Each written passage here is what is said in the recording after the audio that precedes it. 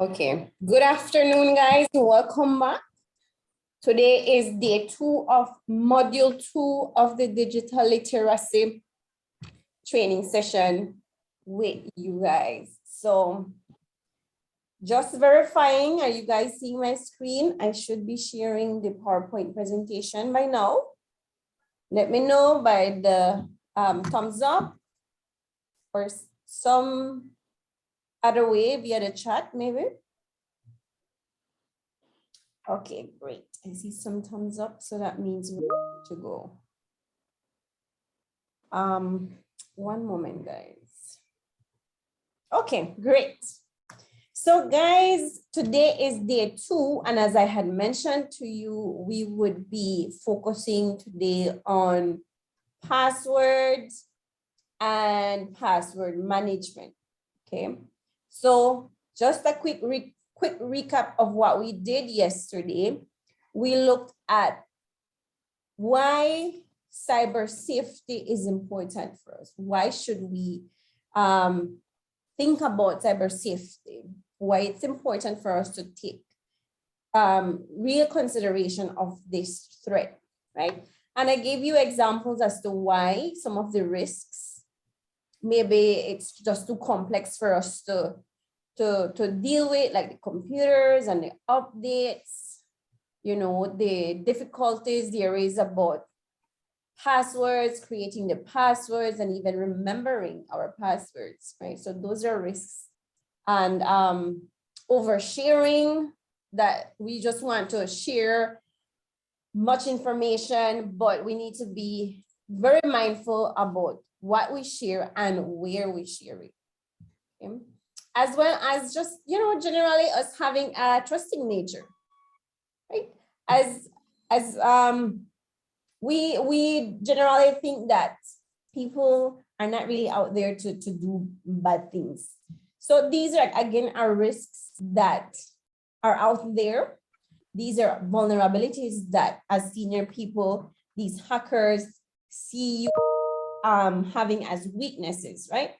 And we look at one of the practical measures, one of the very first things that we can look at to ensure that we are at least are building that foundation, to ensure that we have some basic security measures to protect ourselves against cyber attacks, against scammers and hackers. Okay, so what we looked at yesterday, one of the practical measures was adding a lock to your device, a lock, whether it's a password, whether it's a PIN number, whether it's a pattern. And we also looked at the other options, the more advanced options, such as adding biometric security measures on your device. So that is where we ended yesterday. And this afternoon, we'll proceed again with other practical security measures that we can put into place to ensure, again, that we're building that security foundation to protect us while we are online, right? The last thing we want is for us to be afraid and for that fear to prevent us or stop us from using the internet, because the internet brings along a lot of benefits. Okay, so I'll just pick up from where we left yesterday. Again, as I mentioned, we dealt with locking your devices. So what I'll do now is continue sharing with you guys other practical measures that we can use to protect ourselves. So let me proceed here with my PowerPoint. I think this one, we pretty much have it clear that we are to download an antivirus on our devices, right? And here I just have some of the examples that are available on your Play Store or your App Store if you're using an Apple device. These are some of the antivirus applications that are available for you to download, right? So these are some of the recommended ones. We have the Kaspersky Kaspersky Internet Security application. We have Avast and so forth. These are quite user-friendly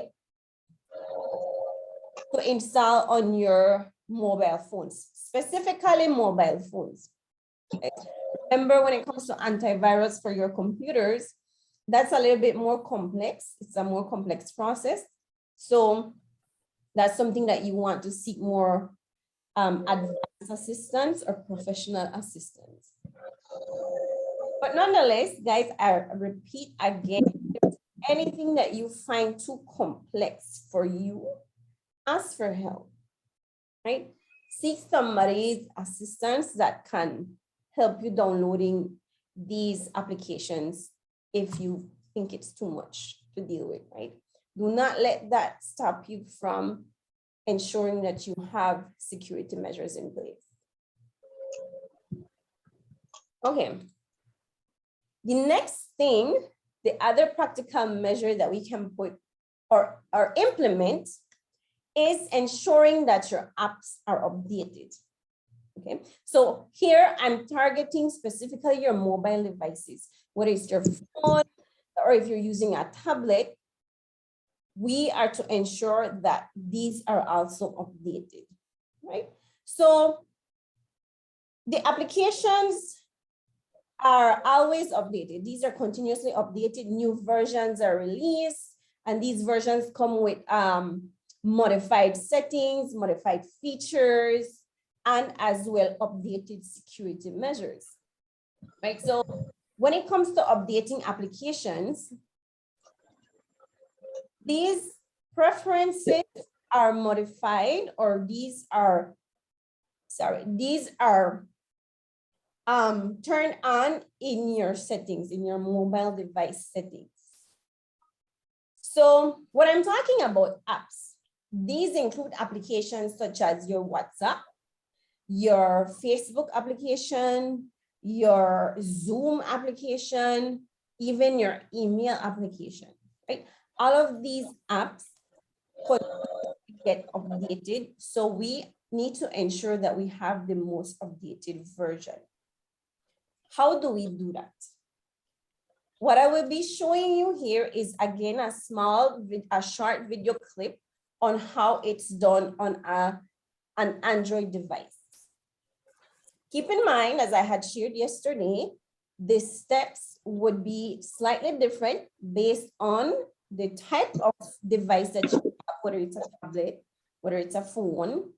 It would also differ based on the brand, Samsung, whether it's iPhone, whether it's a Motorola, that will differ, right? And of course, the model.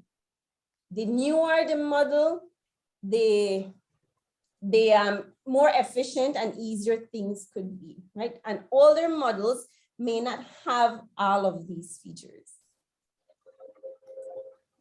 So what I will do is I will play the video clip for you to have an idea of how we go about updating applications. Let me just check here that.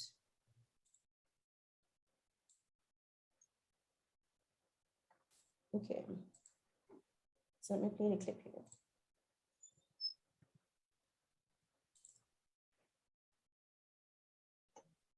Let me just pause this here. So first of all, for us to update our apps, we want to go to our Play Store. Right? This is where, of course, we get our applications. So we want to go to our Play Store because this is where we will see a list of all the applications that we have on our phone. Right? This is where we manage it. So here in the video clip, this is the Play Store, right? So Play Store view. So what you want to do is you go to your account information. So in this case, I'm using my account, and you tap on settings. So here in settings, let me just bring it back again. It's going a little bit too fast. So here in settings, you will see various different settings for your Play Store, right? And what we're looking at here is anything that has to do with updates or app updates, right? So in the first glance, we can see that general settings here has to do with auto update preferences, right? So we can look at general. There's also, if we look at number 1, 2, 3, 4, at the 5th setting here, it has auto update apps. Right, so in this case, we go to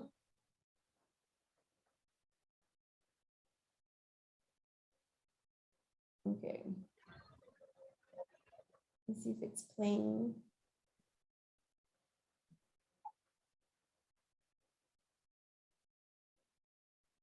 Okay, so here, the option that was selected was auto update apps, right?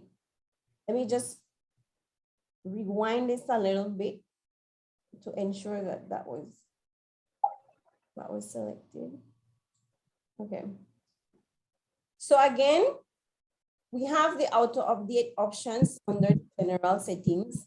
We have auto updates setting. And also what we want to look at is app download preference, right? This is important because if you're using a cell phone, for example, sometimes some of us users buy data through the service provider, whether it's smart, whether it's, sometimes we have the tendency to purchase data rather than using our Wi-Fi. Normally, this is because you don't have Wi-Fi access. Maybe you're on the road, maybe you're visiting someone else that doesn't have Wi-Fi. But the point is, you want to be able to surf the internet or to use the internet without a Wi-Fi connection. Right? So this is something that we want to look at because you don't want to be downloading applications when you have purchased data. Why? Because downloading applications uses up a lot of data. Right? It's recommended for you to do this over Wi-Fi connection. Okay, so we're going to be looking at this. This seems to be looking at the app download preference, right? This option here. Let me see if I can use my pen. Okay, so we're going to be looking at this option first, app download preference.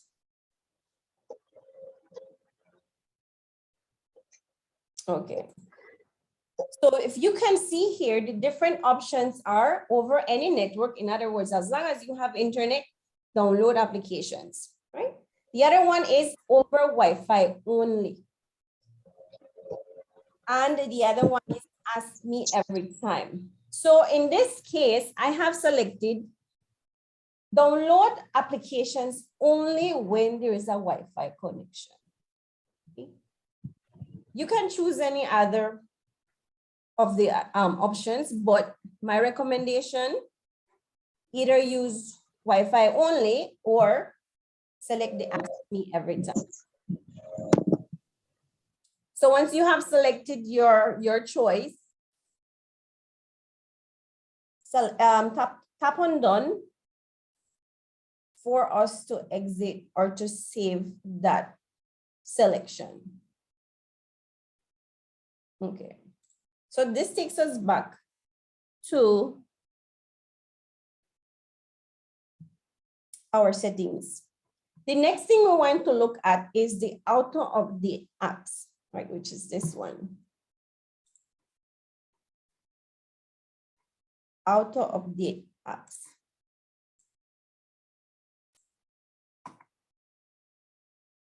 So by selecting that setting, this is where we determine, let me just erase these other.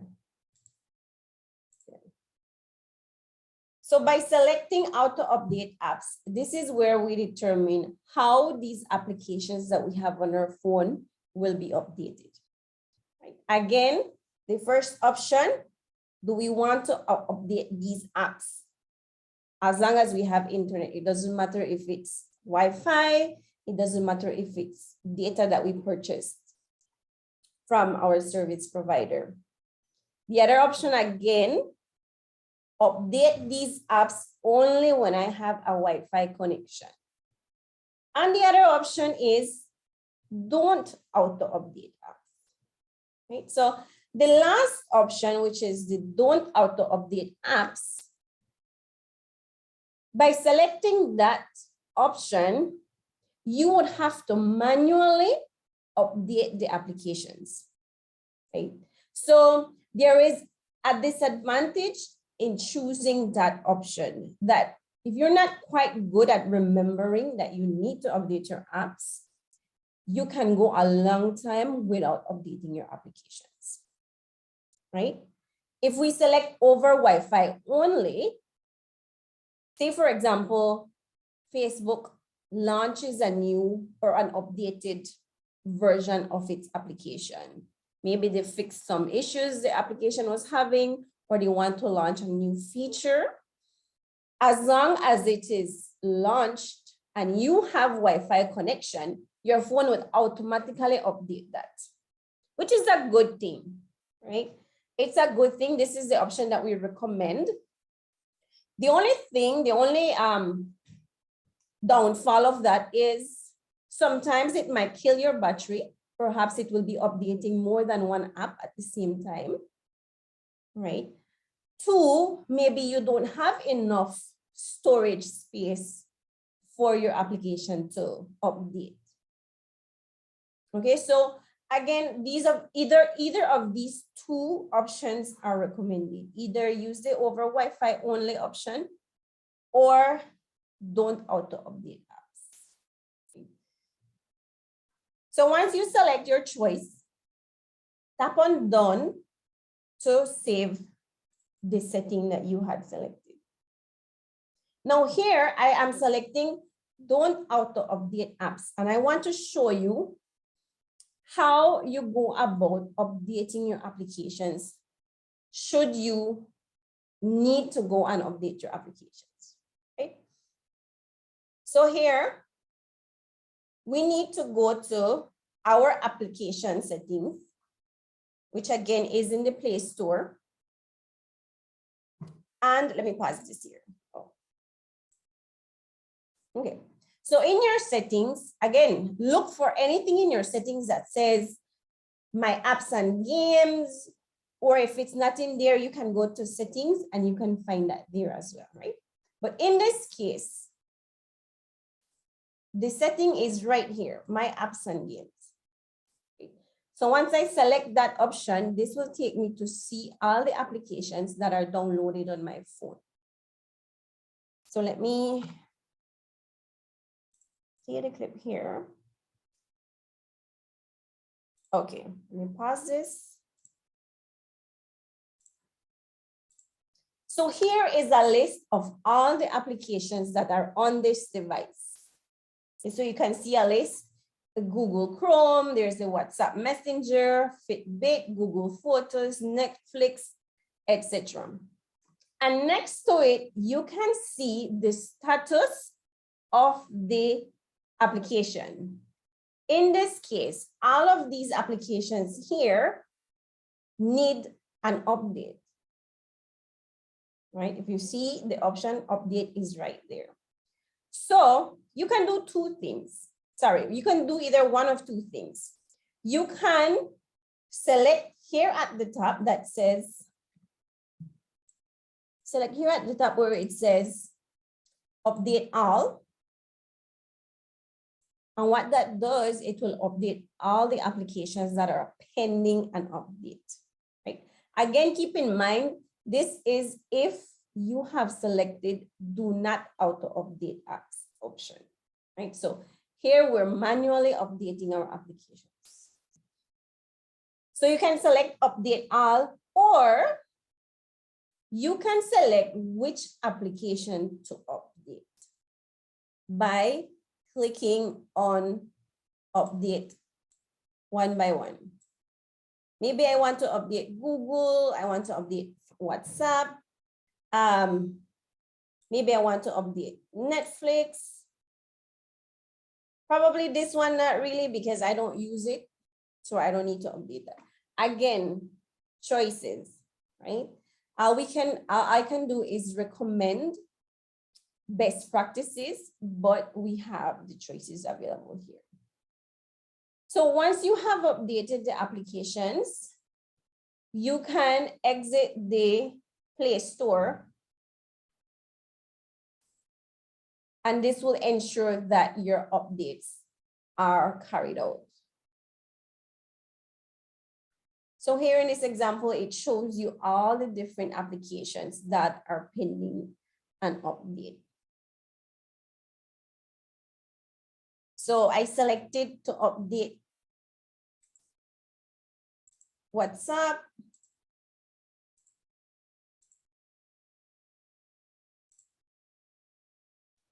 And once once the application is updated, it will pop up at the top of your apps list, indicating that the update has been completed.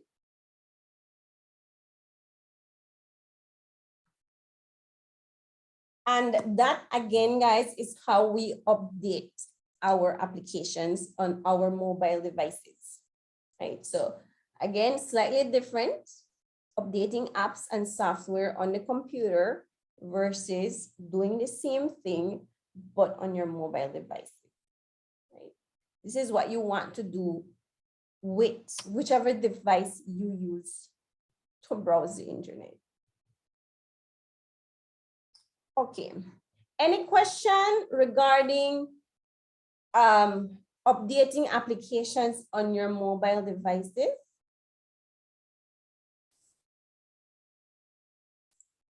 Mr. Rodney, go ahead and unmute your mic, Mr. Rodney. I see your hand is up. Okay, thank you very much, Ms. Delcy. Just one quick question, right? So if I have it set for update only on Wi-Fi, right? Mm-hmm. Then I don't have to bother about updating because it will be done automatically. Right. Is that right? That's correct. Okay, so I could, I don't have to, as long as you have Wi-Fi connection. All right, so I don't have to bother about that. This part of the lesson I don't have to deal with, right? Right. Okay, thank you, thank you. Sure. Miss Marge, can you unmute your mic? My question is, how different would the procedure be on an Apple phone? The procedure is not very different, Miss March. The only thing that might be different is where you would find it, right? The location where you would find it. So on the iPhone, for example, you don't have a Play Store, you have an App Store. So you would go into the App Store and look for where your account is located. Anything that has your Apple ID, I think it's an Apple ID that you use. And in that account, you will be able to see, like in the settings, again, just look for keywords, my apps, my settings, something like that, or updates, right? All right, thank you. So what we're looking for, it's not that different. But where we're looking for, that might be a little bit different. I'll try and manage. You can ask for help, Ms. Marge, as I mentioned, and I believe Ms. Potter, Ms. Rivero had shared that there are some. Yes, they offer their services. Yeah, thank you. Can assist with that. Okay, sure. Miss Olga, yes.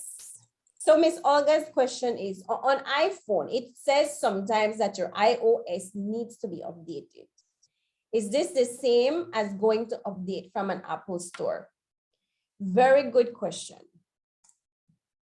The phones, the devices, they come with what we call the operating system. It's the brain of the device, right? That brain, like any other application, is updated continuously, right? So we need to update that. Whenever your phone, normally your phone will prompt you. It will send you a notification. It will send you a message saying that you're either iOS for iPhone or for an Android device, it will say that it's a software update, right? Once you get that notification, my recommendation again is to do it as soon as possible. Because again, the authors of the software are indicating to you that there are newer things to that brain that needs to be updated. So do not neglect that. Right? If it's telling you that there's a software update or an iOS update, please go ahead and update that. Again, if you have shortage of storage space, it might give you some problems. All you have to do is clean up your storage. And we look at that in module 3, how to clean up your storage on your devices, right? And of course, it will take up battery life. So for you to do an update, you will need to have either your phone plugged into the charger or have enough battery life, right? And of course, recommended, if it's not already set up that way, to do it over a Wi-Fi connection. Thank you very much, Ms. Koo. That was very helpful. Actually, Ms. Olga, Shaman here, if you do what Ms. Delsey just said, there is an iOS 15.1 update which is available right now. iOS 15.1? Yes, if you see, when you go to settings, if you go to settings, then general, there is one of the items there which says automatic updates. You keep that on, and then whenever an iOS update comes on stream, it will alert you. There is one right now, iOS 15.1, and then if you click on that, well, if you go to the automatic updates, if you go to it and you have it on, it will tell you that there is an iOS 15.1 update which is ready. Ms. Delsey, you said about you should keep the phone, use the phone on Wi-Fi. Totally agreed. And also, what I do with mine is I keep it plugged in when I'm going to update. I don't use the battery. I mean, I don't use the I keep it plugged in so that the battery doesn't get broken down. But there is one now, 15.1. Okay. Which is Thank you very much, Ms. Hyde and Ms. Koo. That was really helpful. I'm glad we have more Apple users in the audience, in the participants, because then that way you guys can help each other out. You know, Apple products are quite special. Not many people have that access to that, right? Commonly it's the Android, iOS, or not the iOS, sorry, Android operating systems. The iOS, they're quite, it's a little bit different than the Android. So thanks, Ms. Hyde, for sharing. Okay, guys. So as we mentioned, please keep those software updates current, right? As soon as you're notified on an update, try your best to select the update or to carry out the update. Okay, so let's do a time check. Okay, great. The next practical measure that I want to work along with you guys, and this is one of the very important ones, is the passwords, right? So what we're going to be looking at is a quick overview on, of course, password creations and password management.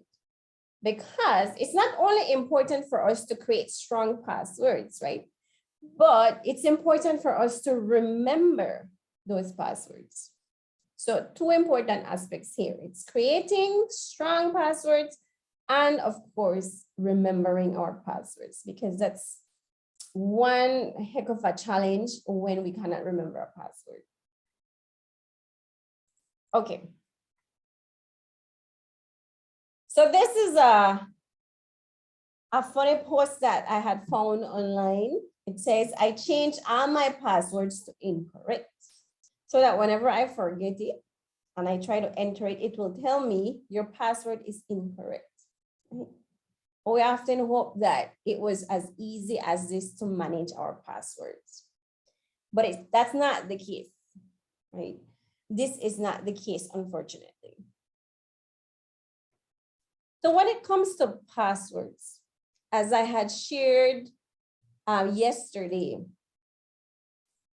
weak passwords or having weak passwords or being negligent, if I can put it that way, about the use of passwords, that is one of the big risks that users face when using online or online services or surfing the internet, right?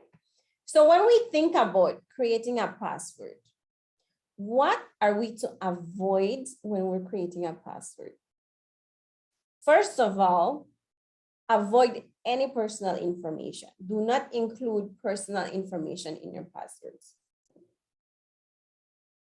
So again, guys, these are practical measures, some practices that we're sharing, okay? Do not include any of your kids or pet names, anything that has to do with your personal name. Try to stay away from birthdays, right? Your birthday. Do not put your personal or your address. Try to avoid having your entire phone number as part of the password, right? And of course, try to avoid common words such as cat, dog, mom, dad. The idea here is that you do not use these pieces of information for your password. You can have a mix of this information as part of your password, but not, say for example, not creating your password to be, if your kid's name is Gabriel, for example, so put your password as Gabriel, right? So do not use specific types of information for your password. We're going to look at how we can use pieces of information like these that are easy for us to remember and create a password from that. Okay, so what I'm trying to drive here is just do not use specific information as your password.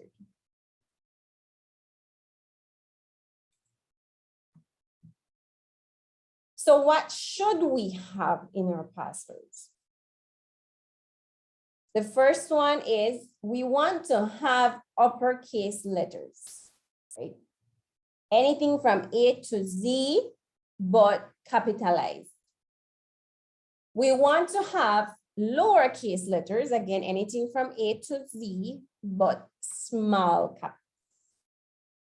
We want to include numbers, right? Anything from 0 to 9. And also we want to include symbols. And a couple of examples, a few of examples that I have here displayed are like the pound sign, the exclamation mark, the @ sign. We have the asterisk. Even the open and closed parentheses. These are characters or special characters in when we're looking at password creation, right? And again, just to remind you guys that we need to have at least 8 to 15 characters when it comes to creating your password, okay?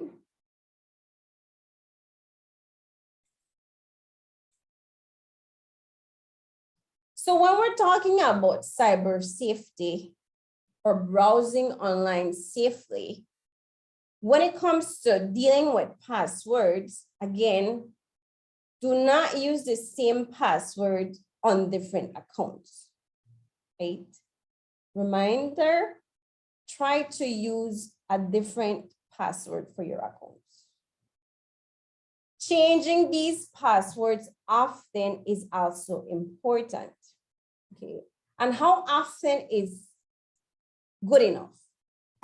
Well, according to international standards, again, it's best to change your passwords at least every 3 months. So every 3 months, change your passwords. Do not keep them the same. But you can choose again to do it every 4 months. Every 6 months is still okay. But do not keep them for years. Do not keep the same passwords on the accounts for years, okay? And what we're going to be focusing now is creating your own password formula. This is what is the importance when we're looking at, again, creating strong passwords and creating memorable passwords, okay? So that is what we're going to be looking at. What I want to share with you is a couple of examples of password formulas, how we could go about making a complex password, but at the same time, difficult for the hackers or these cyber attackers to get the hand off on the passwords. Just a brief, just to show you how these hackers work, right?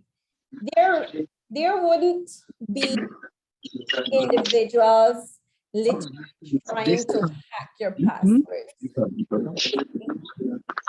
Ms. Cordelia, can you mute your mic? Oh, I'm sorry.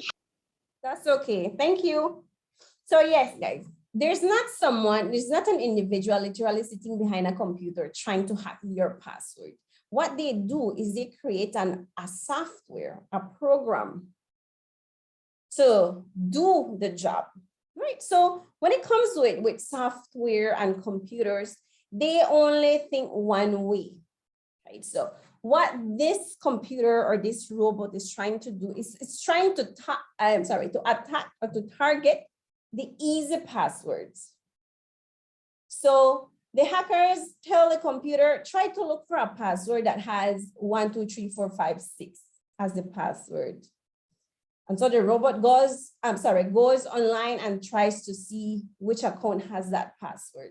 Right? So they test it, and if they see Miss Cordelia's email account opens magically because they entered 1, 2, 3, 4, 5, 6, then they have hacked the account.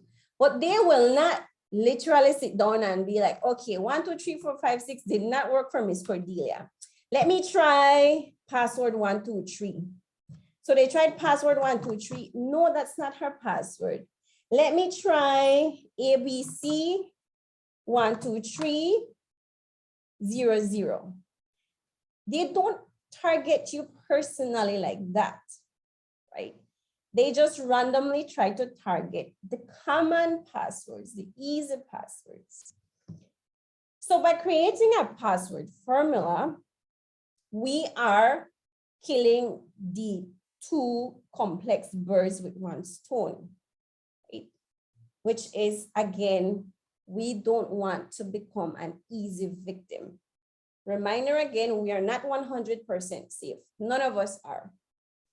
What we want to do is just be hard to be a difficult victim.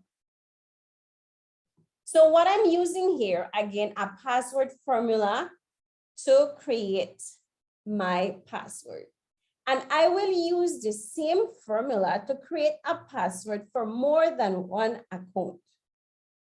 Okay, so again, we have a password for our Gmail. We have a password for our Say, for example, if you have a password for your phone, you have a password for Facebook, you have a password for probably if you're using online banking, right? So we have various different accounts and we need to create a password for all of these different accounts. So here in this example, again, at the bottom, guys, I'm just letting you know, please do not use this formula for your password, right? This is just an example of how we can create a password formula. So my formula will include my highest education, whether it's high school diploma, if it's a sixth form degree, whether it's a bachelor's degree, PhD, right? Something unique to you. So it will include my highest education. I want to include in my password the city of the school where I graduated. I want to include again the year of graduation. And most importantly, I need to include some site ID that will help me remember that this password is for this specific account or this specific site. So in this example, I want to use as my site ID, the first and last letter of the site name. Okay. So using this password formula, let me bring up here this small table that I had created.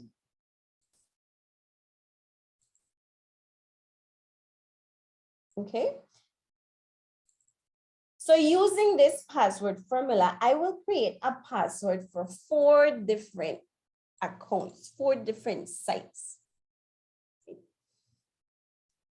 So if you can see here, the example of the first password that I created was, again, if you can see, the highest education, right? I will put in this example, Master's in Business Administration, so an MBA. The city of the school where I graduated. If I graduated from UB, for example, it is in Belmopan, right? So I have BMP. The year of graduation is here, 2004. Right? And then my site ID, in this example, my site ID was the first letter and last letter of the site or the app. And that is included here, right? Amazon, A and N. So this is my site ID. So once I have created the password, remember the checklist of what your password should include, right? So the first thing we looked at is, does it have an uppercase letter? There are uppercase letters here. You have the M, the A, and the N. Does it have small letters? Yes, it has plenty of small letters. Does it have numbers? The password does have numbers. Does it have a character? Right? In this case, what I did, I had originally an MBA, right? Master's in Business Administration, and I ended up without a special character. So what I did is I replaced this A with a special character, which was the @ sign.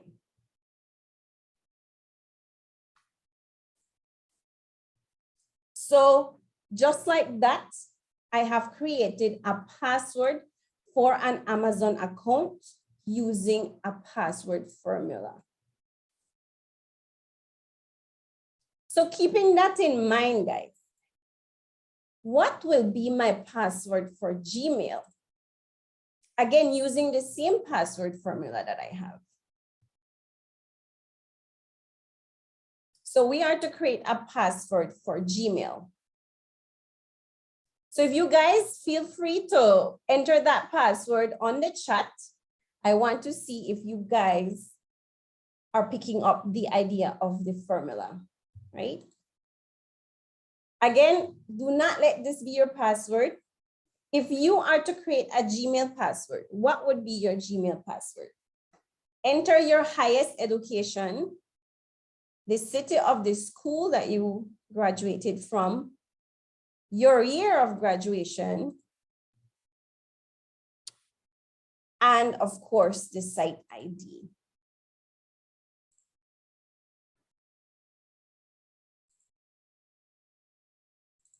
So once I have created that password, right?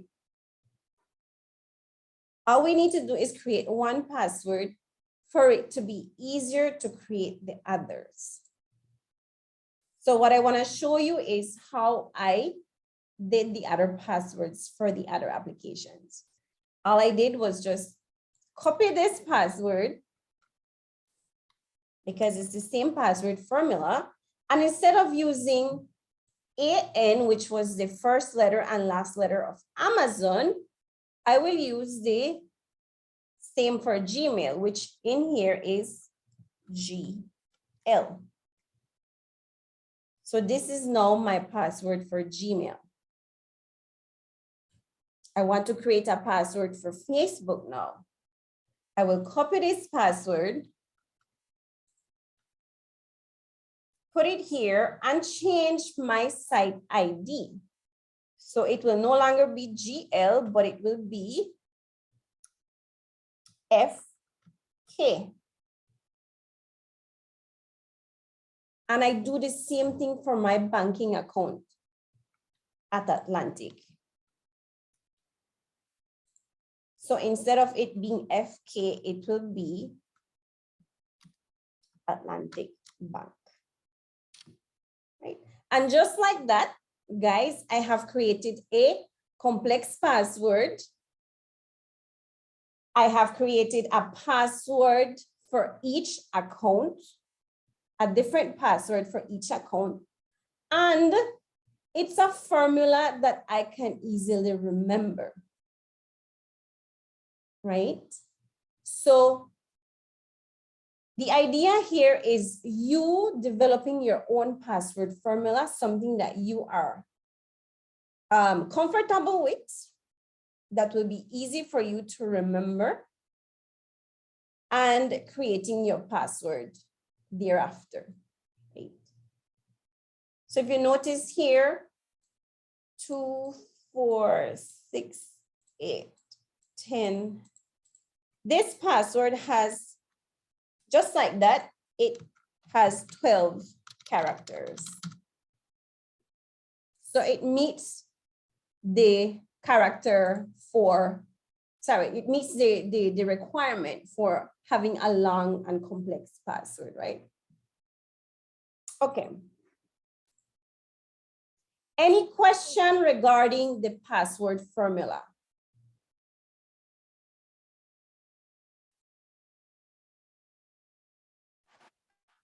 So Miss Dempsey, I'm looking at what you did there, which is very interesting. I know you're saying that's just an example, but my question is, you think a hacker, if you were to do that methodology for your main sites, somebody who wanted to get in would not be able to decipher that after a while?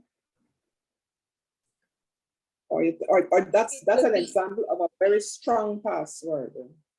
Right, right. As I mentioned, right, there's not 100% safe password. There's always the risk that it will be hacked, like you rightly said. What we want to do is just make it difficult for the whatever program they're using or the hacker to actually get your password, because it will be challenging for them to determine your formula. Like if if I showed you this password before I showed you the formula, would you be able to tell what the formula was? Actually, you're right. I don't think I would be. Right. So yeah. Yes. You have a point. The idea, Ms. Heidi, is to make it difficult. Make it challenging, right? So I don't know about my colleagues, but what you're saying then is not necessarily to use what you have done, these four criteria. Although I find out of the 4 criteria, I find a site ID, first letter and last letter of each site to be very, very useful. But you're saying then to take a set of a set of criteria that you could maneuver and apply to each of your sites so that you remember, but it's different for each site, right? Right. Okay. I Right. have some work. So it's again, as I mentioned, it's something easy for you to remember, Yeah. but difficult for someone else to really learn the pattern or understand why it is that you have that password. Miss Darcy, you've given me a lot of homework. It's I'll a have to go look one-time at my- thing, Miss Hyde. It's a one-time Okay. thing, right? But so again, as I mentioned, this is just one example. Right, right. The other example I want to show you is using a passphrase, right? Which is Uh-huh. But before you go ahead, sorry, I'm so sorry. Go ahead, for go ahead. interrupting. You said that, and I think this is where the work could come in. You said that you advise changing your password every 3, 4, or 5 months. Now that is where the work could come in. You know what I mean? I don't know how other people have done their passwords. I know I have some homework to go and do. But thank you for that. Very useful. Thank you. So say, for example, in my example here, that after 3 months, I need to change my password, right? Maybe what I will change now, it's not the entire password. What I can change here is what I will use for my site ID. Remember here, I use first letter and last letter. So come 3 months, instead of using first letter and last letter, I can use, say, for example, the first 2 vowels of the site name. So I can put first 2 vowels. So when it's time to change my password, instead of having AN here, it would be AA. And I have changed the password. Using Gmail, it would be AI, right? And I have changed the password. In this example, it would be AE. And for Atlantic Bank, it would be AA. But the only thing that we have to be cautious of here is if you notice this password here and this password here are the same, right? So here, perhaps you want to use AI, which is AA, and then the I, which is the 3rd vowel, right? So again, you don't have to change your entire password. As long as you change 1 or 2 characters there, that is already a different password. So it's just slightly modifying your password formula when it comes to making that password change every so often or regularly. Okay.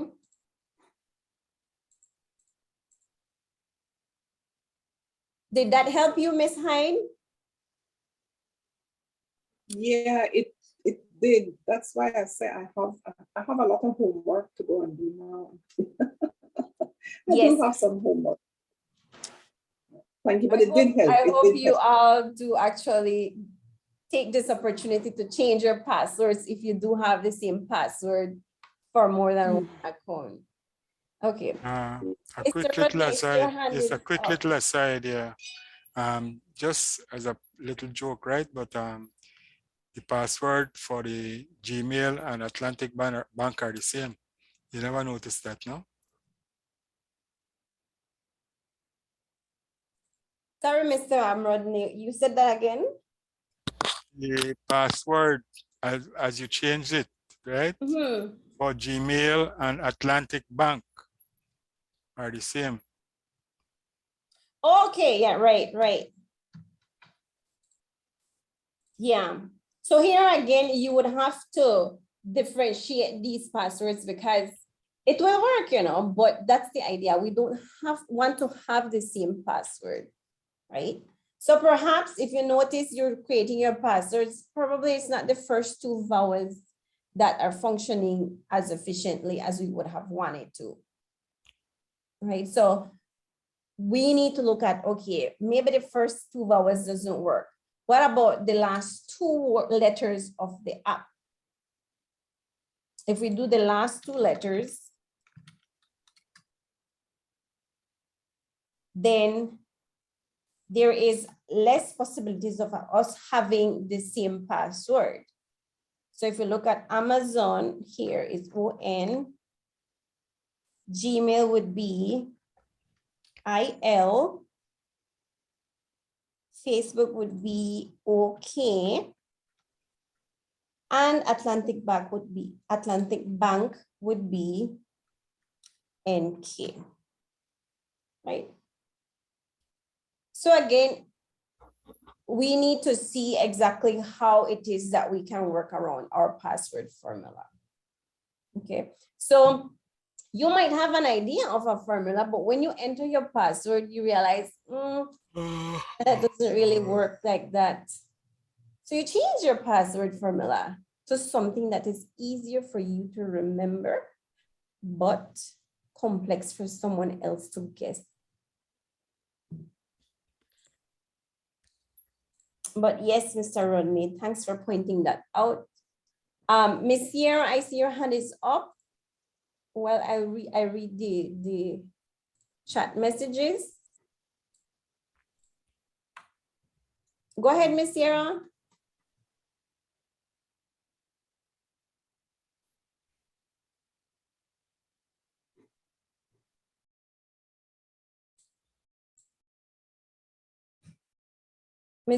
I wonder if Miss Sierra's her hand is up by mistake. Miss Sierra, I see you're unmuted.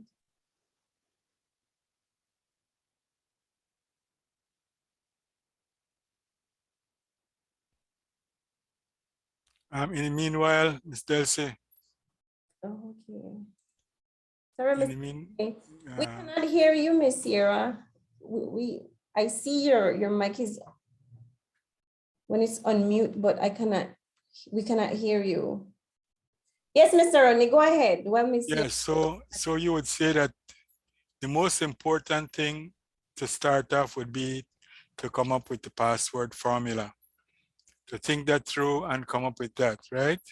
Correct. Because once you have that, then it's fairly easy to create the passwords for your different sites or apps, right?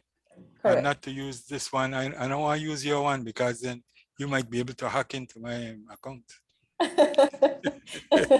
Yes, Mr. Rodney, don't tell me that you have a lot of money because then, not only me, we have the participants as well. But yes. Well, it's not only money, it's information too. Correct. So yes, again, this is just an example to help you juggle your critical thinking and leading you into thinking about your own unique password formula. Okay, Miss Sierra, your question is if it has to be capitalized, most of the password requirements for applications requires your password to have at least one capital letter, right? At least one capital letter, not the entire password, because it will not accept it that way. More than likely, it will not accept it that way. So yes, have at least one capital letter in your password. Okay, good to hear. Okay, so yes, guys, as I was sharing, this is just one example. Again, the other example I want to show you, if you think the password formula is too much, it's too complex, there is the password phrase. And I was looking out for that here. Just 1 second. Okay. So using a password phrase. I'm giving you choices, guys, right? So in using a passphrase, the idea here is to use a phrase or a famous, your favorite quote, again, whatever it is that you think is unique to you, to create a password. On the screen, I am sharing two different examples of a passphrase, right? You notice how complex and long those passwords look? Okay, this is how I got them. My passphrase is the best birthday gift was a bouquet of red roses. Was for my 21st birthday. Right, that's my passphrase. And of course, I need to have a site ID to make it easier for me to know for which application or which site I'm using this password. So with that in mind, can anyone tell me how I came up with the password using the passphrase?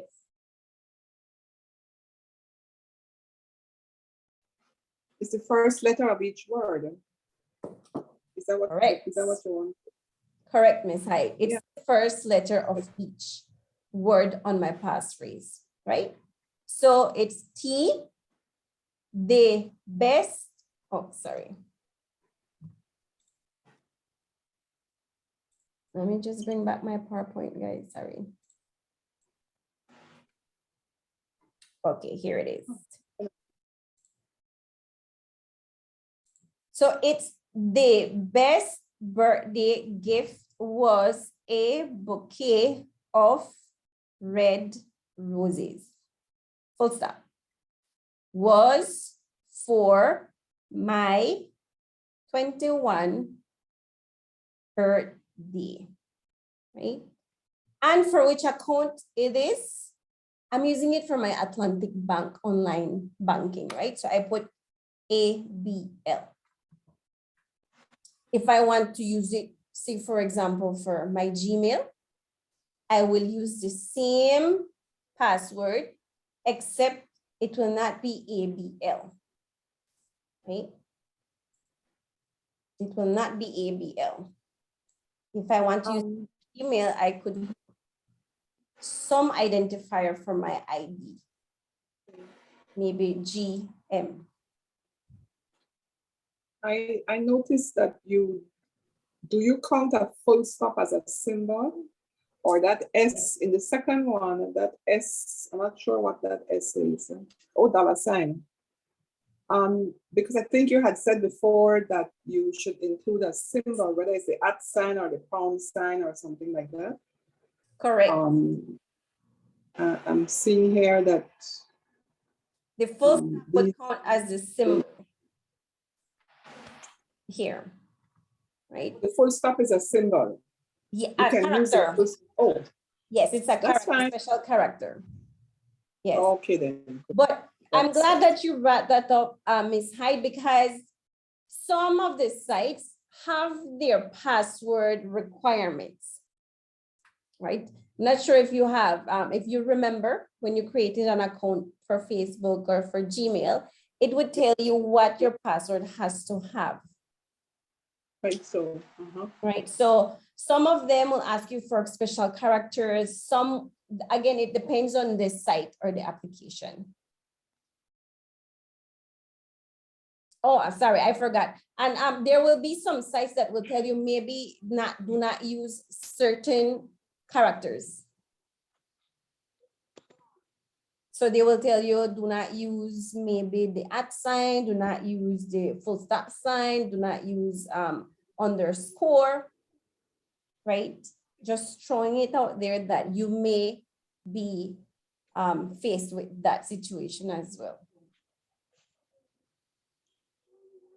And yes, so for the second example, again, using my passphrase, my first job was as a janitor. Salary was 100 per week and to include a site ID.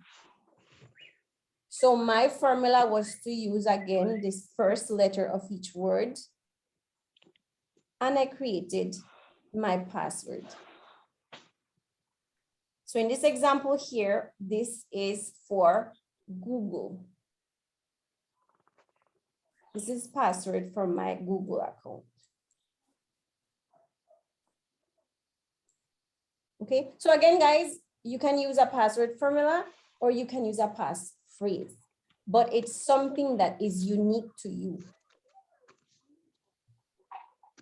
Right? So let me see here. Okay. Yes. Any question regarding the passphrase?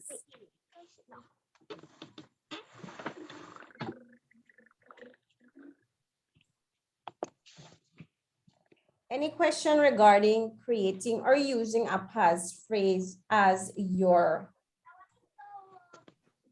guide to creating a password? No, I think both of them are good examples. I think I prefer the first one. First set of examples. Okay. I might forget the phrase. I might forget the phrase if I don't have it written down somewhere.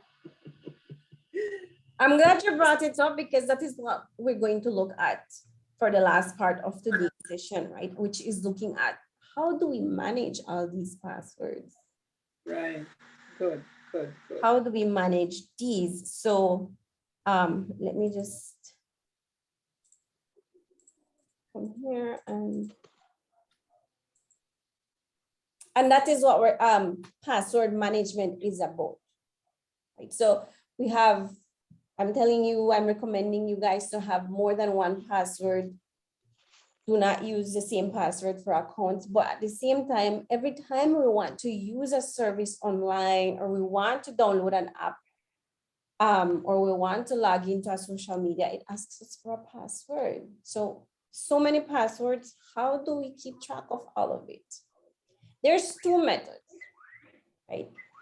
The first one is the pen and paper method. Now, this is not the best option of the two options that I have here. The pen and paper and the password manager option, right? Because the pen and paper method, the danger or the risk with this is that anyone could get access to that notepad or notebook, whatever it is that you use. But let's be real, guys. Not all of us are very tech savvy to be managing a password application. Sorry, a password manager application, right? My recommendation is to use an application, but if you cannot, then let's use the pen and paper method.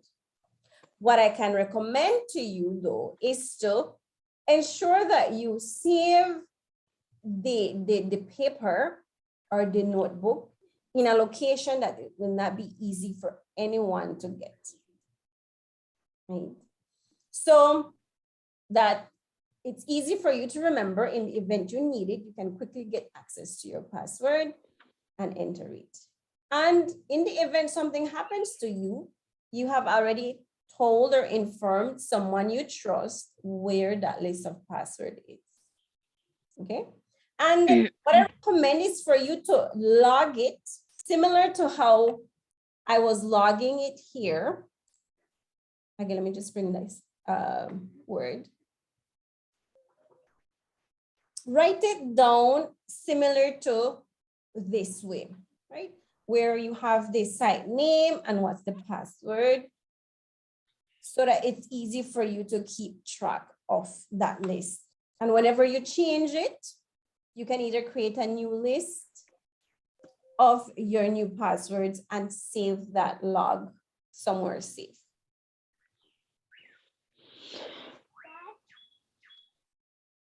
The second option is the most recommended security measure for password manager, right? It's the use of an application for you to manage these passwords. And what I have here are 3 recommended password managers that if you are interested enough to see what it's about, you can look into these application managers to see if any of these fits your comfort and your needs, okay? And these examples, I chose these examples because they offer you a free package. Of course, there are packages that you pay for. They will give you more features, but I think for the basic need of having password managed, these and their basic or their free packages would be good enough.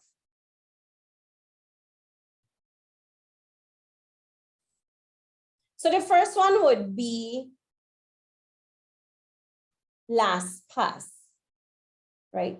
So LastPass is an application that you can use as a password manager.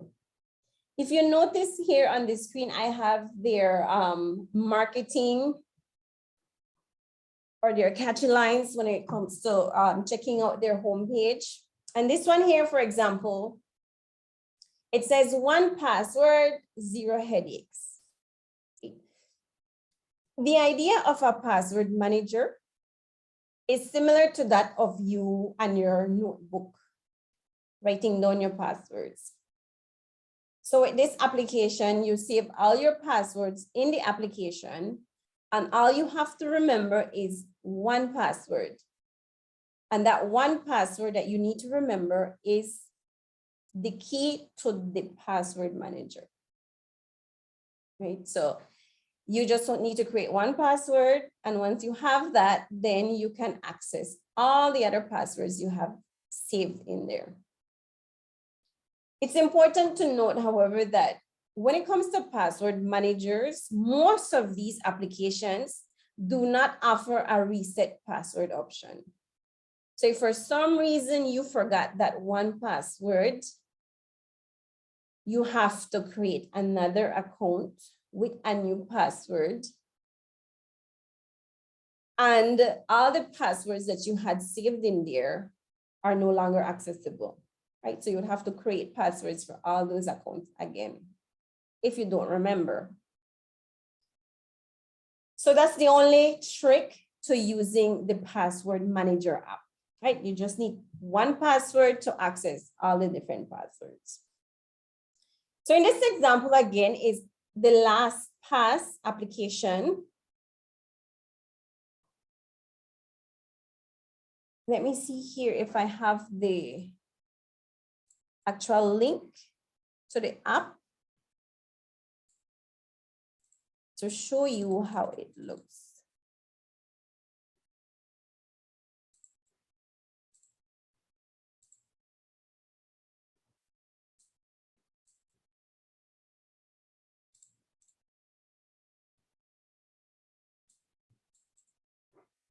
Okay.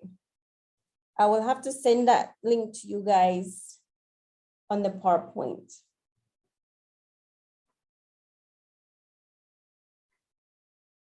But in the essence of time, let me just proceed with the other 2 examples that I have here.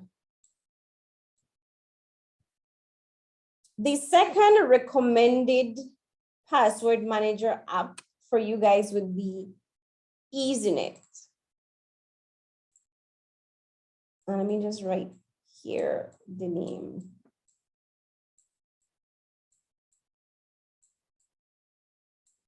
EasyNet, as per their touchline, it says, "We know you live on the internet.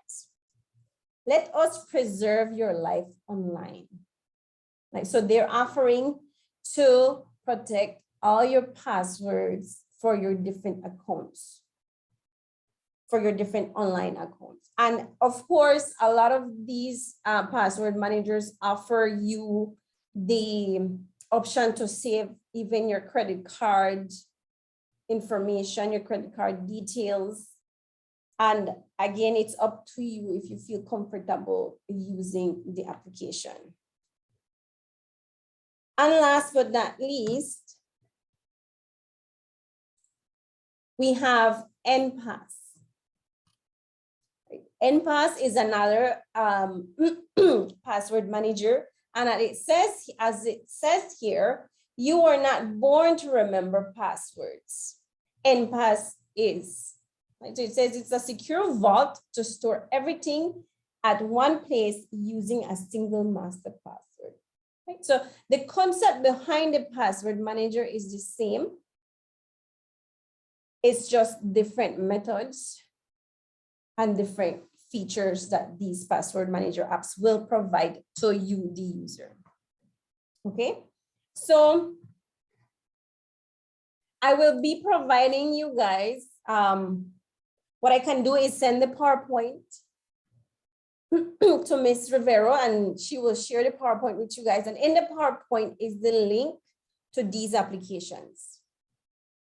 Again, if you feel comfortable, look into these options and see how they work, see what they have. And if you need help in creating your own password application account, you can always seek the assistance that is being offered by the council, right? Any questions regarding these password managers? Okay, Ms. Delsey, sorry, I hope I'm not monopolizing. And for those who have the iPhone, I went to my app store just now while we were talking. And of the three that you gave, LastPass and NPass are available for the iPhones, but not the EaseNet. I couldn't find EaseNet, right? And I think Ms. Arzu asked if they were free. I think the two that I'm talking about, LastPass and NPass, they appear to be free. So you can just download them. Okay, thank you, Miss Hyde. I just noted Miss Arzu's question. Yes, there are these password app managers. These are available for your phone, as Miss Hyde very rightly mentioned.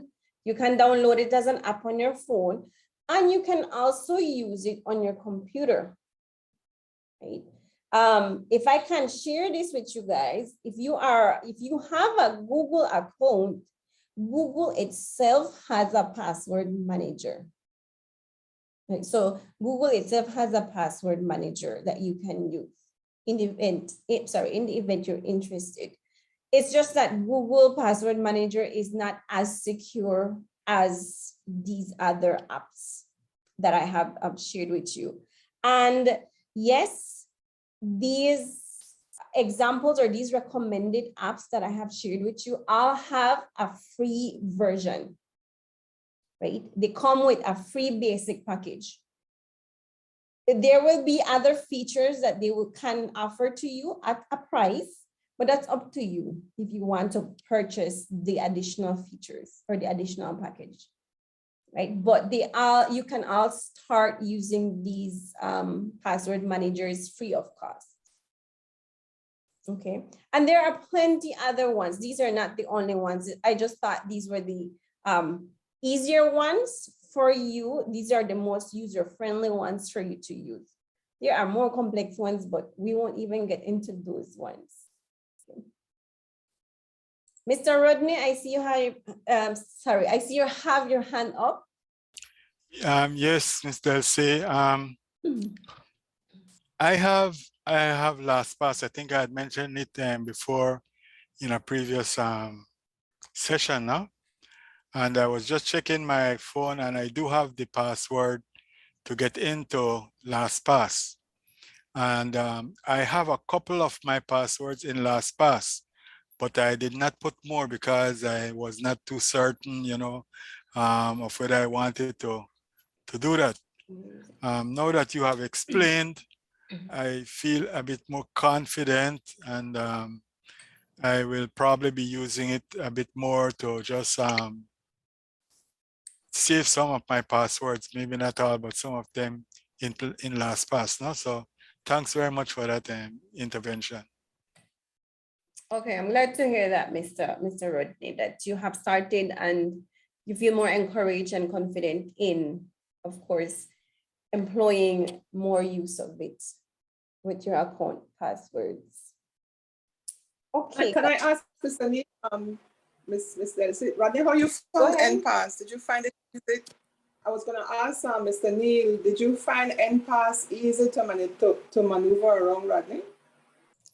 Well, really, I haven't used NPass. I've used Which one did you? LastPass. Sorry, LastPass, not Yeah. NPass, LastPass. How did you LastPass, find and that? I am not too familiar with it. As I said, I tried it and I put in 2 of my passwords in there. I wasn't too certain that I wanted to commit myself fully to it. So I just did that, and then I just left it alone. Now that Ms. Delcy has brought it up and mentioned the whole matter of the fact that you need a password anyway to get into LastPass, I just checked my phone just now and I do have it. I do have the password for it.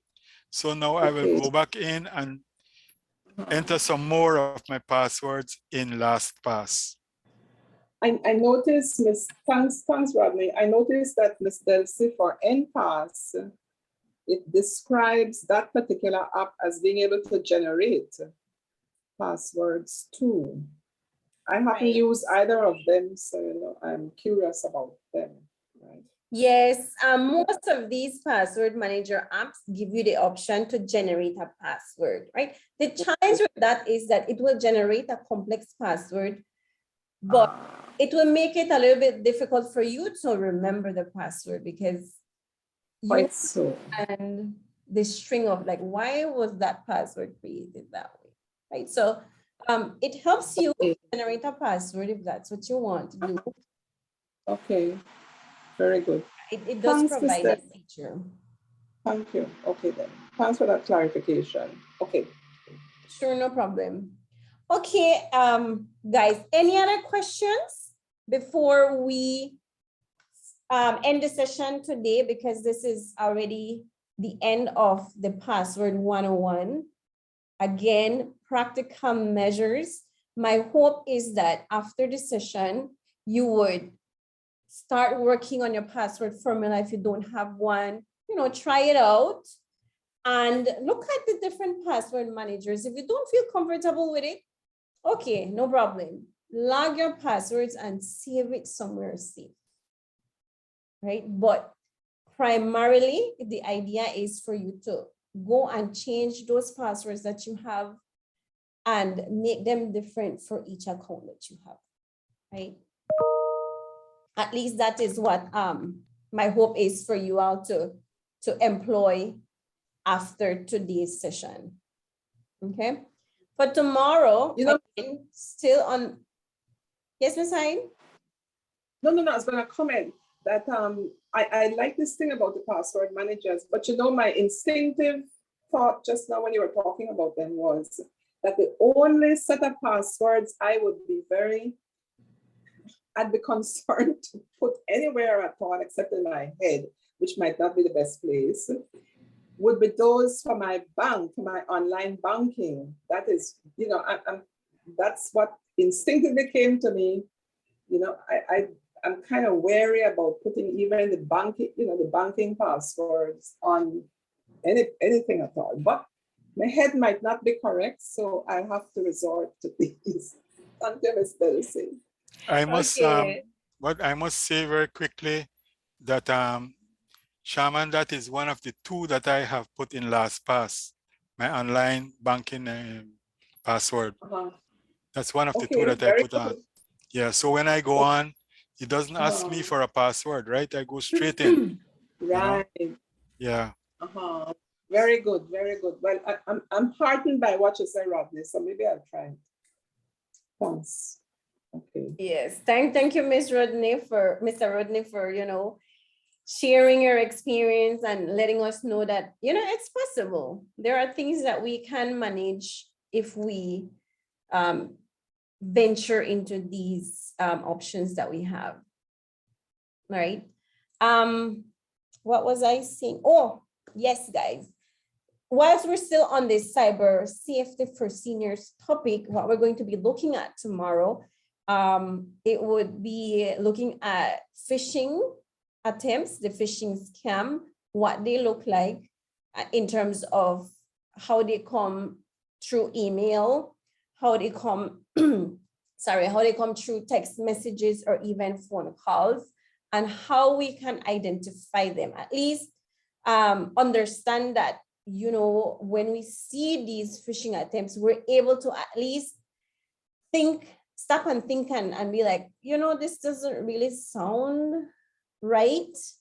Let me just either ignore, seek clarification, or ask for help before I do anything with the email or the message, right, to respond to it. So we're going to be looking at phishing, and we also have, again, it depends on how much time we have tomorrow.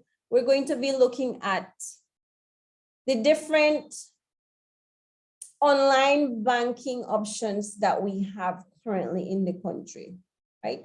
And the focus would be, of course, some of the common online banking services that we have available would be Belize Bank online service. We have the Atlantic Bank. And I think we have, let me just go back here. Yes, Belize Bank and Atlantic Bank. Those are two of the most common online banking services that we have. Of course, there are credit unions as well that offer their online services. And if there's any specific financial institution that you want me to look into, please let me know so that we can also address that either tomorrow or on Thursday. And if not, then when we touch on module 3, right? So those are 2 points that we have lined up for tomorrow, guys. Miss Olga, we can look into National Bank. If they offer the online services, we can look into that as well. Okay, guys, any questions, any comments you want to share before we end today's session? Please feel free to unmute your mic, sorry.